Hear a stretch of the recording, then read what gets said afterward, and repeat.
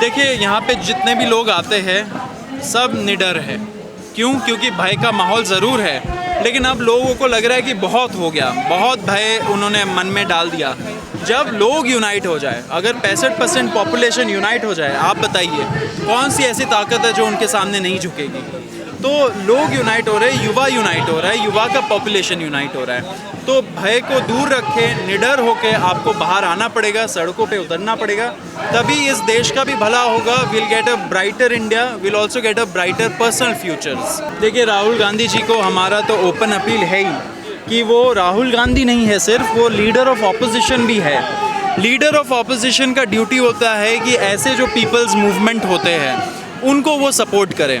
तो हम लोग उनसे भी रिक्वेस्ट बार बार कर रहे हैं कि वो आए और हमारा समर्थन दे, युवाओं का मुद्दों पे वो बात करें।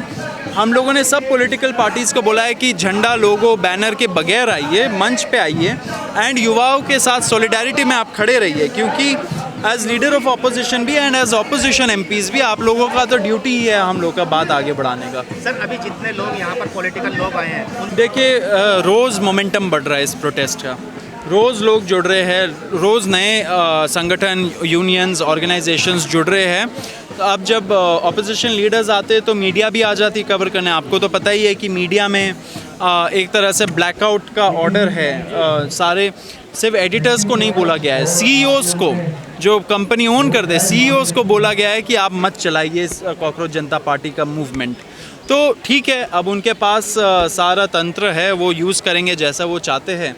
लेकिन जब ऑपोजिशन लीडर्स आते हैं तब हम लोगों के मूवमेंट को, हमारा जो वॉइस है उसको और बुलंद बनता है, ज़्यादा आता है मीडिया में और मेन स्ट्रीम मीडिया में भी आता है। देखिए, ये तो मैंने जैसे पहले भी बोल रखा है, ये बैटल है।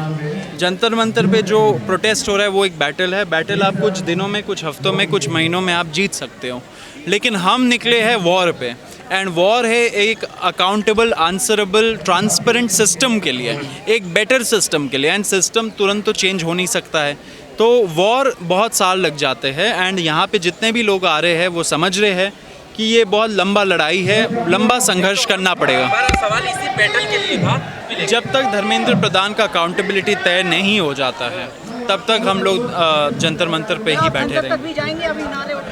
देखिए, बहुत लोग बोल रहे हैं संसद जाइए, बहुत लोग बोल रहे हैं मंत्रालय जाइए, बहुत लोग बोल रहे हैं प्राइम मिनिस्टर्स रेजिडेंस चले जाइए, लेकिन हम जो भी करेंगे वो कॉन्स्टिट्यूशन जो हमें राइट देता है पीसफुल प्रोटेस्ट करने का, उसी के दायरे में करेंगे। क्या घर का घेराव जैसा कोई स्टेप है? देखिए, अभी तो हम लोगों ने ऐसा कुछ सोचा नहीं है, लेकिन मैं फिर से रिपीट कर रहा हूँ कि पीसफुल प्रोटेस्ट होगा, कॉन्स्टिट्यूशन के बाउंड्रीज़ के अंदर प्रोटेस्ट होगा। यानी कि व्यवस्थागत परिवर्तन के संघर्ष के लिए छात्र और युवा लामबंद हैं, तैनात हैं, जंतर मंतर से लेकर देश के अलग अलग कोनों तक।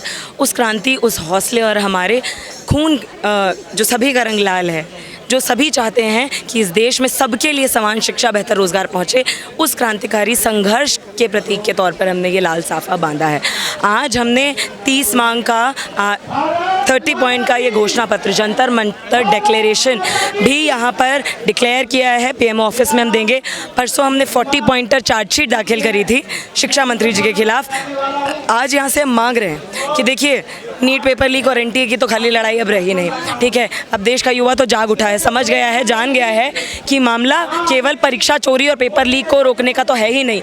जिसकी शिक्षा बिक जाए, उसकी सिर्फ शिक्षा नहीं बिकती, उसकी पीढ़ियों का सपना बिक जाता है, नष्ट हो जाता है। उन पीढ़ियों के सपनों को बचाए रखने का ये संघर्ष है। तो यहाँ 30 मांग पत्रों में, 30 मांगों में इस घोषणा पत्र से घोषणा, क्योंकि मांग उनसे की जाए जिनके पास कुछ मॉरल रिस्पॉन्सिबिलिटी और क्रेडिबिलिटी हो, जो अपना पूरा ट्रस्ट, पूरा भरोसा, पूरा एलिजिबिलिटी नष्ट कर चुके हैं शिक्षा व्यवस्था, हमारी सरकार। उनसे हम ये 30 डिमांड चार्टर में मांग रहे हैं कि सबसे पहले आप समान शिक्षा दीजिए। इस देश में हम ये कह रहे हैं कि किसी की जेब देखकर ये तय होगा कि उसका बच्चा पढ़ पाएगा कि नहीं, सपना देख पाएगा नहीं। ये सिस्टम बंद कीजिए। आप सबको समान शिक्षा, समान सरकारी शिक्षा, केजी से पीजी तक, राष्ट्रपति या मजदूर का बच्चा सबको दीजिए। अरे, चाइना ने भी कोचिंग सेंटर इंडस्ट्री बंद कर दिया है। हमारा देश क्यों हिचकिचाता है? हम तो चाइना से आगे निकलने की बात करते हैं ना। तो भैया, जब तक कोचिंग सेंटर बने रहेंगे, प्राइवेट स्कूल और ये दोहरी शिक्षा बनी रहेगी, तब तक देश में कभी समान शिक्षा, समान अवसर, समान बेहतर, सम्मानजनक रोजगार नहीं हासिल होने वाला है। उसके अलावा दूसरी चीज़, क्यों इस देश की मेहनत कश जनता को कर्ज में ढकेला खेला जा रहा है। आप इस देश के युवाओं को कंपटीशन, कोचिंग, कर्जा, बीमारी, बदहाली, अशिक्षा, इसी कुचक्र में घेरे रहना चाहते हैं। तो हम कह रहे हैं आपसे, यूनिवर्सिटीज़ में जो आपने सिस्टम फैला रखा है कि लोन लेंगे हेफा से। क्यों लोन लें हेफा से? आप ग्रांट दीजिए। आप लोन का वादा करके आते हैं क्या सत्ता में? आप तो ये वादा करके आते हैं कि सबको शिक्षा देंगे, तो ग्रांट दीजिए। और ये जीडीपी का खेल क्या है कि इतना हिस्सा जीडीपी का, उतना हिस्सा। आप बोलिए कि 10% बजट का हिस्सा शिक्षा में खर्च करेंगे कम से कम, और उसको कीजिए आप। नर आपकी नई शिक्षा नीति खुद कहती है कि 6% होना चाहिए। सरकार से कोई उम्मीद नहीं है आपके लिए, तो फिर आगे क्या होगा? सरकार से नहीं है, जनता से, जनता के आंदोलन से है। कि अभी आंदोलन सिर्फ जंतर मंतर तक नहीं है, जो भी हमें सुन पा रहे हैं, हाशिए के सब छात्र और युवा अपने मुद्दों को शामिल कीजिए और ये सवाल उठाइए कि भैया हर कोई नहीं DU JNU पहुंच पाएगा, तो DU और JNU को हर छात्र तक पहुंचना चाहिए। क्यों? वो बराबर मेहनत करने के बाद इस समाज में बराबर अधिकार का अधिकारी क्यों नहीं है?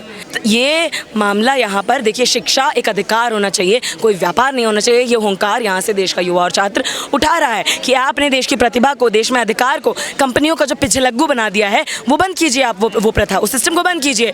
वो कंपनियां जो आपकी 16-16 घंटे की मुनाफे की मेहनत पर अपनी अच्छे दिनों की दुकान चला रहे हैं, उसको बंद कीजिए। उसके अलावा ये सवाल उठ रहा है कि जब सबका खोज एक है, सबकी मांग एक है, तो ये हंगर स्ट्राइक 3 जगह क्यों चल रही है? एक नहीं, देखिए, ये ना तो 3 जगह चल रही है ना एक जगह। ये देखिए, मामला ये है, इस देश में जंतर मंतर पर ही एक संघर्ष नहीं लड़ा जा रहा है। इस देश में शिक्षा का संघर्ष सिर्फ इस साल मई जून से नहीं शुरू हुआ है।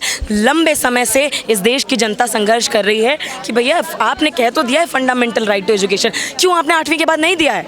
तो वो लंबे समय से ये उस संघर्षों में एक महत्वपूर्ण कड़ी है, पर वो संघर्ष लंबा है और वो ये मांगता रहा है कि भैया आपका राइट टू एजुकेशन केवल 8वीं तक क्यों है?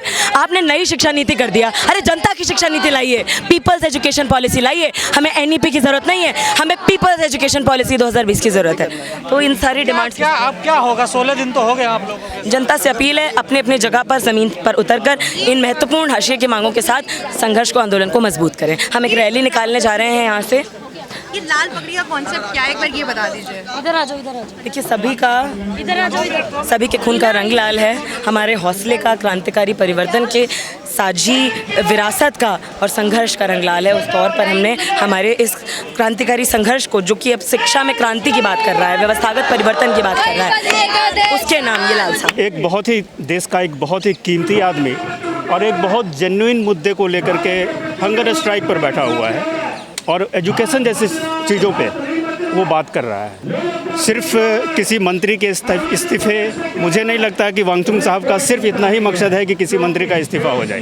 वो तो एक कॉन्सिक्वेंशियल है कि इस्तीफा भी होना चाहिए, लेकिन जो गंदगी फैलाई है इन लोगों ने ना 15-20 सालों में ना, ये साफ़ होना चाहिए। और ये बहुत बड़ा मौका है देश के लिए कि वांगचुक साहब के साथ हों और इस व्यवस्था को, इस गंदगी को साफ करने में इनके माध्यम से, इनके नेतृत्व में ज़रूर सफलता मिलेगी। आप गंदगी की बात कर रहे हैं सर, लेकिन बीजेपी के जो राष्ट्रीय अध्यक्ष हैं नितिन नवीन, उन्होंने खुद इन्हें वायरस बता दिया गया है और कहा है कि बीजेपी ये उनकी बात है। हम लोग तो लॉ प्रैक्टिशनर हैं। सर, कोई पॉलिटिकल मुद्दे पे बात नहीं कर रहे कि बीजेपी और सीजेपी, हम लोग लॉ, बट सर हम बस इसलिए आए हैं क्योंकि वो सर बैठे हुए, सोनम सर वहाँ पर, वो 9 दिन से स्ट्राइक पे, हंगर स्ट्राइक बैठे हैं। हम उन्हें समर्थन देने आए कि उन्हें कोई हमारी सहायता की जरूरत हो, कुछ परेशानी, दिक्कत ऐसी हो जो, क्योंकि अभी प्रोफेसर साहब ने वहाँ एक बात कही थी कि कलम की ताकत से बड़ी कोई ताकत नहीं है, और वो कलम की ताकत सिर्फ वकीलों के पास है, वो किसी और के पास नहीं है। जिस शिक्षा मंत्री के इस्तीफे के लिए ये प्रदर्शन चल रहा है सर, ये उन्होंने क्या कहा उस पर तो आप बात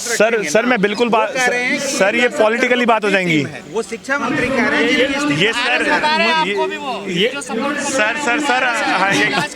सर, एग्जैक्टली सर, एग्जैक्टली ये उनकी तो बात सर है। कर लेंगे सर, बीजेपी इलाज करेगी, कर लेगी सर, हम तो उसके लिए मना ही नहीं कर रहे हैं ना। वो उनका जो कहना है वो कहना है। अभी क्या बोला सर, अभी तो यहाँ खड़े हुए हैं, हमें लोग देशद्रोही बोलेंगे और उन्हें क्या क्या बोलेंगे, तो सर हमारा वो मतलब नहीं है। हमारा काम है सर, जो संविधान भी है ना, वो संविधान से ऊपर कोई चीज़ नहीं चल सकती जीवन में। संविधान से ऊपर ना तो हमें, ना बीजेपी है, ना सीजेपी है, ना कोई इस दुनिया की पार्टी है, और हम भी उसके अंदर बाउंड है। किसी भी समूह को या किसी भी व्यक्ति को वांगचुक साहब वायरस लगते हों, देशद्रोही लगें, लेकिन हम लोग भी पढ़ने, समझने और सोचने वाले आदमी हैं। मैं सिर्फ इतना कहूँगा, ये वांगचुक साहब देश के लिए बहुत ही ज़रूरी आदमी है और इनकी जान भी बहुत ज़रूरी है। हाँ, इनकी जान भी बहुत ज़रूरी है, इसीलिए हम बस यहाँ हैं। सर सरकार क्या होती है? सरकार तो हम ही लोग बनाते हैं। सरकार को भी एक दिन लग जाएगा। और सर सरकार जिस यूथ को कांग्रेस बोल रही थी वो कांग्रेस वो यूथ ही ना, वो यूथ ही सरकार बना रहा है आज की डेट में। शायद आप देख रहे होंगे जो परसेंटेज होगी ना यूथ की ज़्यादा होगी और यूथ ही सरकार बना रहा है जिसे वो कांग्रेस बोल रहे थे। अच्छा, कहा जा रहा है कि पहले भी पेपर लीक होते थे, कोई नया पेपर लीक नहीं हो रहा है, तो इतना हाई तौबा क्यों? Sir we don't want to go into that controversy कि पहले होती थी, कौन गवर्नमेंट थी नहीं थी। संस्थाएं तो ये वही है ना, यूजीसी आज से तो नहीं बनी हुई है, नीट आज बना है, लेकिन मेडिकल की एग्जामिनेशन तो पहले भी होता था, सीबीएसई कंडक्ट करती थी। हम संस्थाओं की बात कर रहे हैं, सरकारों की और व्यक्तियों की नहीं।